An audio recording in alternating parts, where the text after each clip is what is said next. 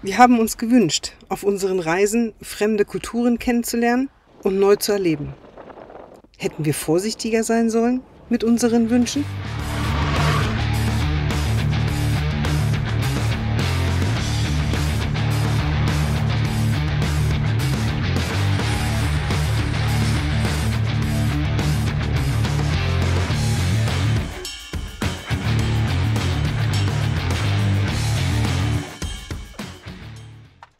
Nach 2 Monaten in Marokko fühlten wir uns bereit für den nächsten Schritt. Hier in Afrika bekam das Reisen für uns noch einmal einen neuen Charakter. Als Europäer waren wir es nicht mehr gewohnt, richtige Grenzen zu passieren, um von einem Land in ein anderes zu wechseln.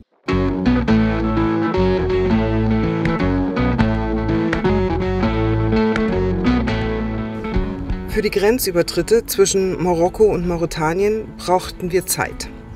Viel Zeit.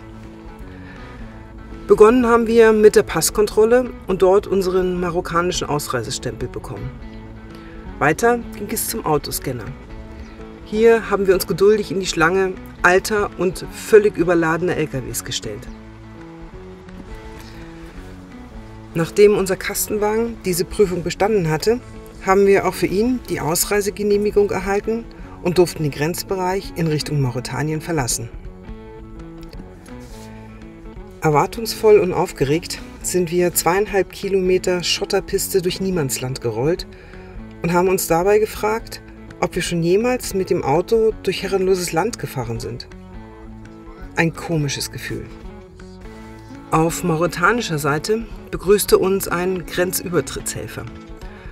Unter Afrika-Reisenden, gern auch Fixer genannt, verlangen sie etwas Geld für ihre Dienste, bei den Grenzübertritten behilflich zu sein.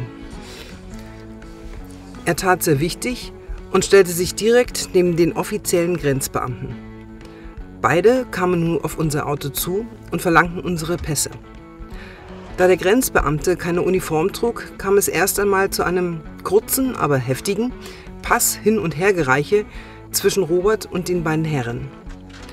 Der Beamte machte daraufhin sehr schnell klar, wer hier an der Grenze das Sagen hat, und unsere Pässe landeten in den richtigen Händen. Wir hatten beschlossen, die Grenze ohne Hilfe zu passieren und haben den Fixer und seine Dienste freundlich, aber bestimmt abgelehnt.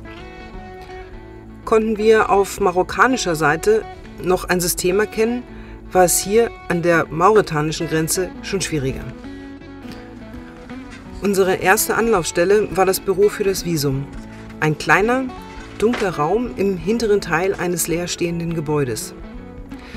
Den Raum füllten nicht nur 2 Beamte mit ihren Schreibtischen und etwas älterer Computertechnik, sondern auch ein Fixer mit 4 seiner Kunden und 2 große Sofas. Wir wurden sehr freundlich hineingebeten und aufgefordert, auf einem der Sofas Platz zu nehmen.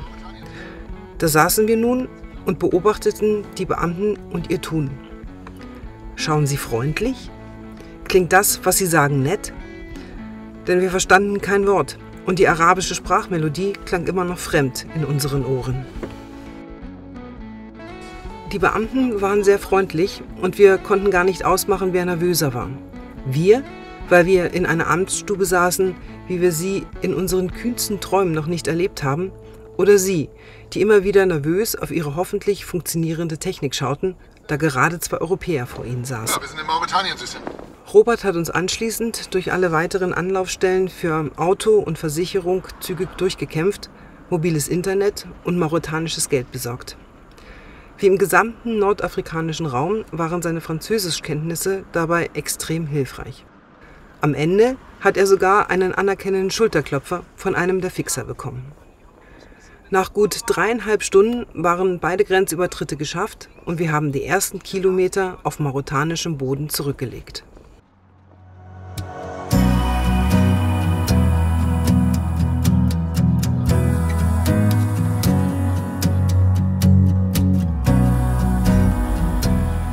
Mauretanien, das Land mit traumhaften Wüstenlandschaften, großem Fischreichtum und bezaubernden Menschen. Aber auch der gefährlichsten Mitfahrgelegenheit auf einem Zug sowie den schlechtesten Straßen der Welt.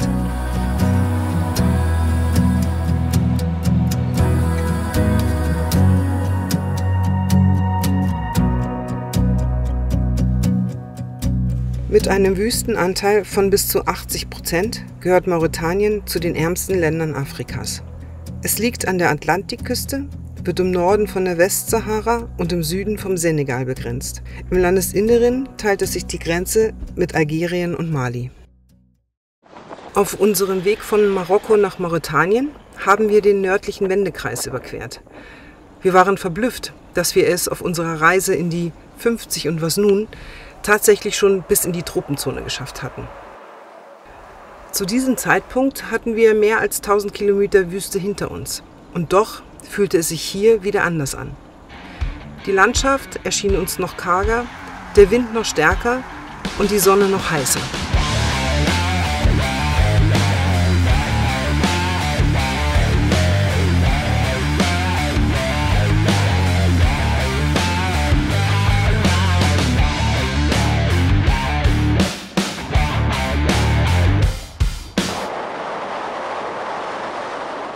Nah an der Grenze verläuft der längste Zug der Welt. Er ist bis zu 2,5 Kilometer lang und pendelt ca. 700 Kilometer vom Landesinneren an den Atlantik. Dabei transportiert er das im Land abgebaute Eisenerz zum Exporthafen. Mauretanien besitzt kein ausgebautes Straßennetz oder Transportsystem.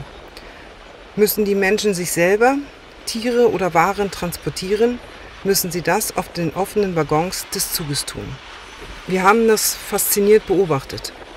Es hat uns aber auch die Härte des mauretanischen Lebens gezeigt. Und diese Seite Mauretaniens sollte unser Reisebegleiter bleiben.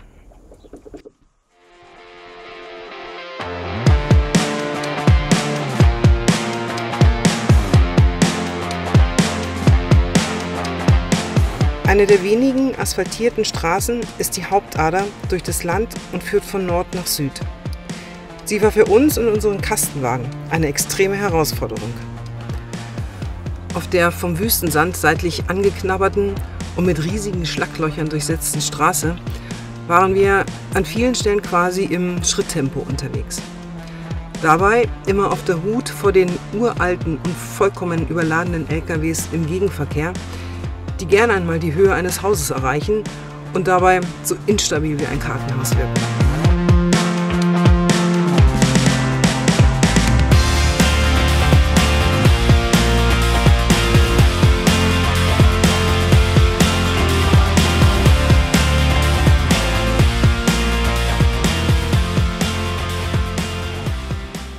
Neben den landestypischen kleinen flachen Häusern stehen oft große Zelte. Diese Zelte sind die traditionelle Behausung der hier lebenden Nomaden. Für unsere europäischen Augen sehen sie von außen eher ungewohnt und arm aus. Von innen aber sind sie oft mit bunten Tüchern, Decken und Kissen geschmückt. Schnell sind wir auf die erste Polizeikontrolle gestoßen. Hier befiel uns nicht nur ein komisches, sondern auch ein etwas mulmiges Gefühl. Zu ihrem Schutz gegen den Wind und die Sonne waren die beiden Polizisten in ihren dunkelgrünen Uniformen zusätzlich mit dunkelgrünen Tüchern vermummt und trugen dazu noch dunkle Sonnenbrillen. Aber sie waren sehr freundlich und auch neugierig, da es ja fast keine Touristen in Mauretanien gibt. Auf diese Kontrollen waren wir mit Kugelschreibern als kleine Geschenke und einem Fisch immer gut vorbereitet. Hiermit meine ich nicht den Fisch als Tier, sondern ein Blatt mit allen Passdaten der Reisenden sowie des Autos. Es lohnt sich, ein paar Kopien davon an Bord zu haben, denn dadurch waren all unsere Stopps gekennzeichnet von freundlichem Hallo, wohin des Weges und gute Fahrt.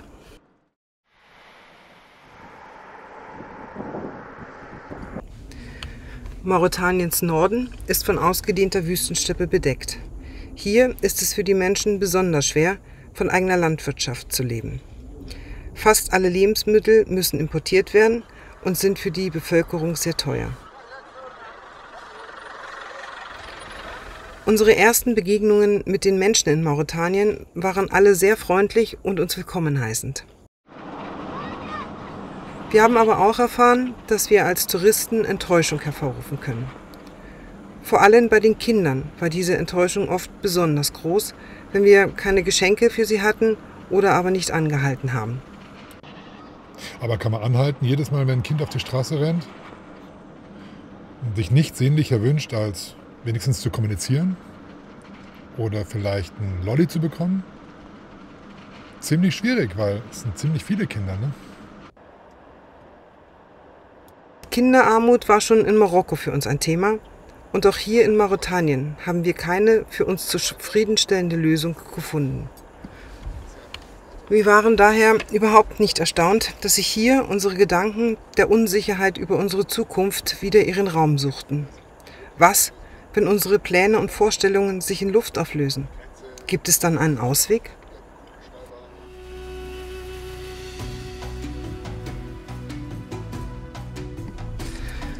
Nouakchott ist die Hauptstadt Mauretaniens. Mit ihrer ständig wachsenden Zuwanderung aus den ländlichen Gebieten platzt sie aus allen Nähten und lässt uns in ein bisher noch nicht erlebtes Stadtbild eintauchen. Die Stadt ächzt unter der Last, allen hier lebenden Menschen Infrastruktur und Lebensgrundlage zu geben und schafft es leider nicht.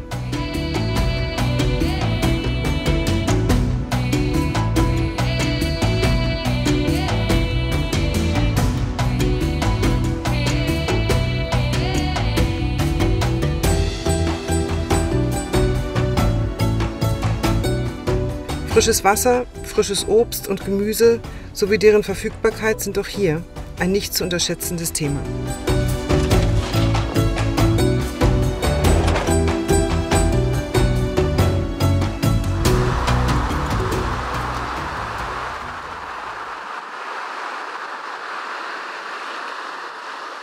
Am Strand von Nouakchott haben wir die Fischer und ihr Treiben im Sonnenaufgang beobachtet. Wir haben über ihre harte Arbeit und ihr karges Leben philosophiert. Für uns versinnbildlichen sie die extreme Armut und den damit verbundenen Überlebenskampf der Menschen in Mauretanien. Durch unsere Erlebnisse und Begegnungen bringt uns Mauretanien an unsere emotionalen Grenzen. Und das, obwohl wir durchaus reiseerfahren sind. Hier erleben wir einen Kulturschock, denken über uns und unsere Werte nach.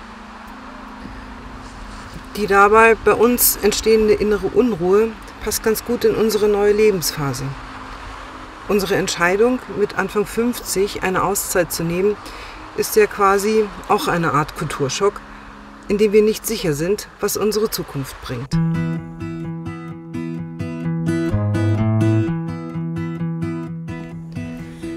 Wie sind wir bisher mit dieser inneren Unruhe umgegangen? Hier haben wir unterschiedliche Modelle, die sich sehr gut ergänzen. Robert braucht die Emotionalität. Er ergreift die Chance aus dem Bauch heraus. Aber sein Kopf darf ein Veto einlegen, wenn es ihm zu bunt wird. So sprang er zum Beispiel in das Abenteuer Mauretanien. Ich hingegen brauche die Analytik. Für mich ist es wichtig, die Dinge gedanklich durchzuspielen. Fragen wie: Was ist das Schlimmste, was passieren kann? Habe ich ähnliche Entscheidungen schon einmal getroffen? Was habe ich gemacht? Wie hat es sich angefühlt? Wir haben gelernt, unserem eigenen und dem Weg des anderen zu vertrauen und uns immer wieder gegenseitig zu unterstützen. Das half uns auch hier, am Strand von Nouakchott. Wir blickten zurück auf unsere Reise durch Mauretanien. Ein Land, das nicht nur durch seine tollen Landschaften, sondern vor allem durch seine Menschen tiefsten Eindruck bei uns hinterlassen hat. Sollten wir also vorsichtiger sein mit unserem Wunsch, fremde Kulturen kennenzulernen und zu erleben? Nein.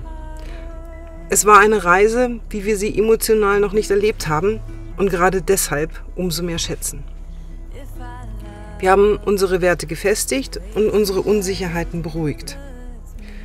Wir mussten einmal mehr raus aus unserem Haus und an unsere Grenzen gehen. Und auch diesmal war es das definitiv wert. All diese Eindrücke und Gedanken brauchten ausreichend Raum und Zeit. Um sie zu verarbeiten, haben wir uns einen ganz besonderen Ort gesucht. Der allerdings sollte uns gleich in die nächsten Erlebnisse und Erfahrungen stürzen. Aber von diesem, unserem Abenteuer Senegal, berichten wir beim nächsten Mal.